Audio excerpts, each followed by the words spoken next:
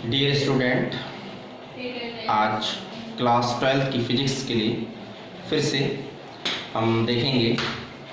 तो सबसे पहले मैंने पिछले लेक्चर में आपको वैद्युत आवेश के बारे में बताया था, वैद्युत क्षेत्र के बारे में बताया था और ये बताया था कि हम किसी पदार्थ को कैसे आवेशित कर सकते हैं, प्रेरण का सिद्धांत बताया था। अब हम आगे लेकर चलते हैं वैद्युत आवेश के मूल गुण। वैद्युत आवेश आप पढ़ चुके हैं, उसमें मैं आगे कि वैद्युत आवेश के मूल गुण क्या हैं। तो वैद्युत आवेश की कुछ प्रॉपर्टी हैं, कुछ गुण हैं जिन्हें हम डिस्कस करेंगे। सबसे पहला पॉइंट है कि आवेश एक अदिश राशि है। अदिश राशियां और सदिश राशियों के बारे में आप 11th क्लास में पढ़ चुके हैं। तो आवेश कैसी है? एक सदिश राशि, ठीक है। दूसरा है किसी पदार्थ का द्रव्यमान सदैव धनात्मक होता है। कोई भी पदार्थ हो, उसका द्रव्यमान कैसा होता है? हमेशा सदैव धनात्मक होता है, पॉजिटिव होता है। परंतु आवेश धनात्मक अथवा ऋणात्मक हो सकता है। लेकिन आवेश क्या है कि धनात्मक भी हो सकता है, ऋणात्मक भी हो सकता है। जैसे कि हम बात करें कि अगर हम किसी का पूछे किसी का द्रव्यमान कितना है, तो कभी ये नहीं कहेंगे कि -5 किलोग्राम, -3 किलोग्राम, हमेशा यही बोला जाएगा +5 किलोग्राम, +3 किलोग्राम। लेकिन आवेश जो है वो कोई भी हो सकता है, पॉजिटिव भी हो सकता है, नेगेटिव भी हो सकता है। +5 कूलाम, -5 कूलाम, कूलाम उसके मात्रक है, ठीक है। तो यही है। तीसरा नेक्स्ट पॉइंट है, यदि निकाय में n आवेश है, कोई एक सिस्टम है उसमें n आवेश है, there are many charges in the system, कि उस आवेश, उस सिस्टम में, उस निकाय में बहुत सारे आवेश हैं, जो हमने ये मान लिया कि n आवेश है, तब उस निकाय का कुल आवेश, यानी जो निकाय है, जो सिस्टम है, उसका कुल आवेश हम कैसे Q = N, यानी Q उसका टोटल आवेश, कुल आवेश, N क्या है? जितने उसमें आवेश है नंबर, और E आवेश, एक इलेक्ट्रॉन पर आवेश, चार्ज ऑन 1 इलेक्ट्रॉन, जो कि हम सब जानते हैं 1.6 × 10⁻19 कूलम। 3 डियर स्टूडेंट, अब हम आगे बात करते हैं आवेश संरक्षण का सिद्धांत। आवेश संरक्षण का सिद्धांत क्या है कि संरक्षण से मतलब सुरक्षित होता है, ठीक है। तो आवेश संरक्षण के सिद्धांत में है कि आवेश को ना तो उत्पन्न किया जा सकता है, मतलब हम उत्पन्न नहीं कर सकते आवेश को, और ना ही नष्ट किया जा सकता है। ना आवेश को उत्पन्न किया जा सकता है, ना ही नष्ट किया जा सकता है, परंतु एक निकाय से दूसरे निकाय में परिवर्तित किया जा सकता है। मतलब एक सिस्टम से दूसरे सिस्टम में चेंज किया जा सकता है, लेकिन उसे ना नष्ट किया जा सकता है, ना उत्पन्न किया जा सकता है। किसी विलगित निकाय का कुल आवेश संरक्षित रहता है। विलगित, आइसोलेटेड सिस्टम, पूरे किसी सिस्टम में जहां पर पॉजिटिव भी चार्ज है, नेगेटिव भी चार्ज है, ठीक है, कुल आवेश जो होगा उस सिस्टम का, अगर हम कुल आवेश देखेंगे, पूरा आवेश देखेंगे, तो वो क्या आएगा? वो क्या रहेगा कि संरक्षित, ठीक है। यह आवेश संरक्षण का सिद्धांत। ठीक, आगे है कूलाम का नियम। कूलाम का नियम वैद्युत आवेश पर जो कूलाम ने नियम दिया है वो क्या है, पहले हम उसे देख लेते हैं। इन्हीं दो बिंदु आवेशों के बीच, आवेशों के बीच लगने वाला आकर्षण अथवा प्रतिकर्षण वैद्युत बल उन दोनों आवेशों के गुणनफल के अनुक्रमानुपाती तथा उनकी बीच की दूरी के वर्ग के व्युत्क्रमानुपाती होता है, तथा यह बल दोनों आवेशों को जोड़ने वाली रेखा के समांतर होता है। मतलब कोई दो बिंदु आवेश है, कोई दो आवेश है, ये मान लिया कि एक आवेशी है, दूसरा आवेशी है, उनके बीच जो आकर्षण बल है, मतलब आकर्षण बल कब होगा ये मैंने पहले बता दिया। अगर एक आवेश धनात्मक, दूसरा आवेश ऋणात्मक है, तब उनके बीच आकर्षण बल होगा। आकर्षण बल कब होगा? जब एक आवेश धनात्मक और दूसरा आवेश ऋणात्मक है, तो उनके बीच बल जो होगा वो कैसा होगा? आकर्षण बल। तो आकर्षण बल हो या प्रतिकर्षण बल। प्रतिकर्षण बल क्या होगा, जब दोनों आवेश एक ही प्रकृति के हो, मतलब या तो पहला भी नेगेटिव ऋणात्मक दूसरा भी ऋणात्मक, या दोनों धनात्मक हो, तो उनके बीच में कैसा बल होगा, प्रतिकर्षण। तो जो भी दो बिंदु आवेश हमने ले लिए उनके बीच में लगने वाला आकर्षण या प्रतिकर्षण बल उन दोनों आवेशों के गुणनफल के अनुक्रमानुपाती तथा उनके बीच की दूरी, यानी उनके बीच में जो भी डिस्टेंस है, जो भी दूरी है, उसके वर्ग के व्युत्क्रमानुपाती होता है। और यह बल दोनों आवेशों को जोड़ने वाली रेखा के समांतर होता है। जैसे हमने ये लिया कि एक आवेश Q1 है, दूसरा आवेश Q2 है, ये हमने आवेश ले लिए और इनके बीच में ये दूरी r है, डिस्टेंस हमने r दूरी ले ली। एक आवेश Q1 दूसरा आवेश Q2, आवेश है, दोनों बिंदु आवेश है और इनके बीच में डिस्टेंस r है।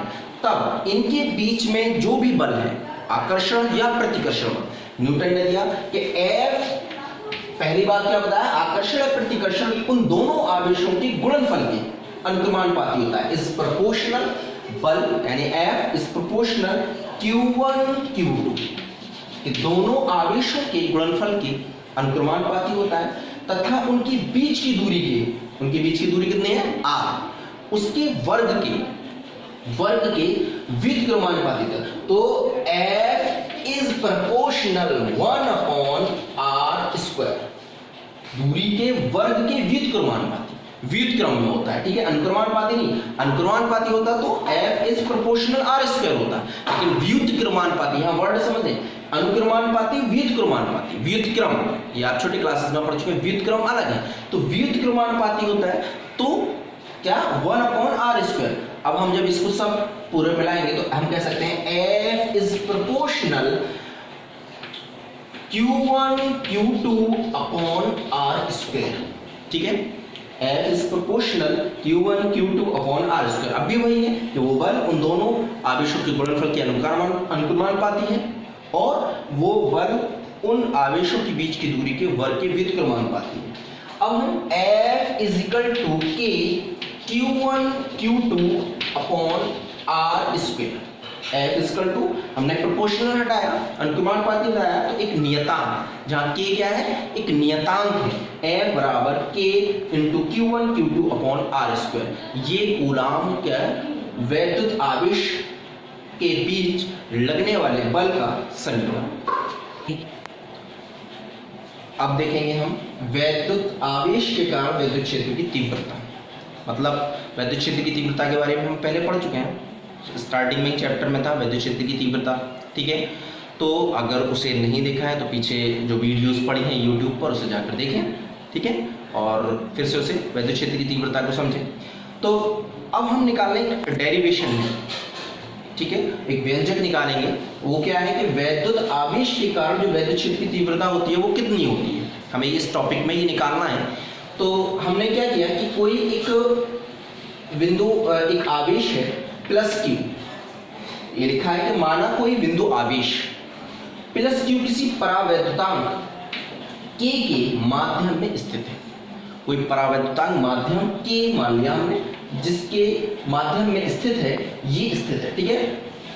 कोई आवेश है, बिंदु आवेश Q से r दूरी पर, ये जो Q है इससे हमने r दूरी पर एक और आवेश Q0 लिया, Q0 बोलते हैं। ये क्या है, बिंदु परीक्षण आवेश को हमेशा बहुत छोटा सा आवेश माना जाता है, बहुत छोटा सा आवेश लिया, बहुत, जिसको हम धन परीक्षण आवेश बोलते हैं, पॉजिटिव लिया जाता है, ठीक है, Q0। अब हमें पता होना चाहिए कि जब हमारा एक आवेश ये पहले से है पॉजिटिव और दूसरा लिया गया है तो क्या होगा, बल लगेगा। दो आवेश, अभी हम पिछले टॉपिक में कूलाम के नियम में बात कर रहे थे, तो दो आवेशों के बीच कैसा बल लगेगा, एक बल लगेगा जिसे कूलाम ने दिया है, और वो बल कैसा होगा, प्रतिकर्षण, समान आवेश है इसलिए प्रतिकर्षण बल होगा।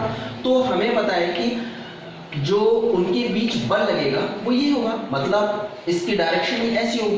तो r दूरी पर धन परीक्षण आवेश Q0 लिया गया, धन परीक्षण आवेश Q0 पर कार्यरत बल, मतलब इस Q नॉट पर जो बल लगेगा इसके कारण, ध्यान दें कि जो इस Q नॉट पर, इस आवेश पर, इसके कारण जो बल लगेगा, वो अभी पिछले टॉपिक में ही था, कूलाम ने दिया, तो वो बल कितना होगा? वो बल ये होता है, हमने अभी पढ़ा था, अभी निकाला है कि F is equal to K Q1 Q2 upon r square. यहाँ पर Q1 इसको मान लेते हैं और Q2 इसको मान लेते हैं। दो आवेश होते थे, जैसे हम एक Q1 एक Q2 ले लेते हैं, तो Q1 Q2, तो Q1 Q2, यहाँ Q1 Q2 तो नहीं है बल्कि Q नॉट है, और डिस्टेंस उनके बीच में क्या है? R square. ये अभी हमने कूलाम के नियम में डिराइव किया था, देखा था।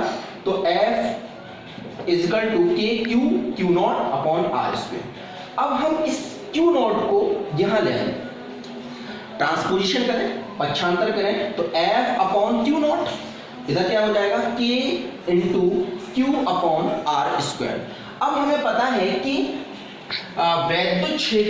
वैद्युत तीव्रता की परिभाषा के अनुसार, वैद्युत तीव्रता की परिभाषा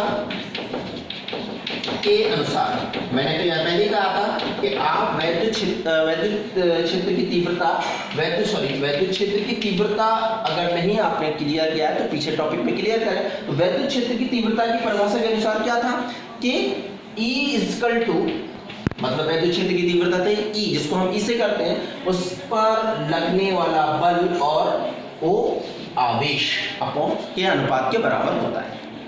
तो ये वैल्यू हम E रख सकते हैं यहाँ पर, तो इससे हमारा क्या आ जाएगा? E is equal to K into Q upon r square, ठीक है। तो E is equal to 1 upon 4 pi epsilon naught Q upon r square. Now अब हम बात करेंगे वैद्युत फ्लक्स के बारे में कि वैद्युत फ्लक्स क्या होता है। तो पहले इसके ये देख लें, वैद्युत क्षेत्र में स्थित किसी काल्पनिक पृष्ठ से, वैद्युत क्षेत्र आप जान चुके हैं, तो वैद्युत क्षेत्र में स्थित किसी काल्पनिक पृष्ठ, एक कल्पना करना है, किसी पृष्ठ से संबद्ध यानी जुड़ा हुआ वैद्युत फ्लक्स उससे जुड़ा हुआ कब कहलाएगा? जब उस पृष्ठ से होकर गुजरने वाली वैद्युत बल रेखाओं की संख्या, यानी जितनी भी वैद्युत बल रेखाएं हैं, जितनी लाइंस हैं, वो गुजरने वाली संख्याओं को वैद्युत फ्लक्स कहते हैं।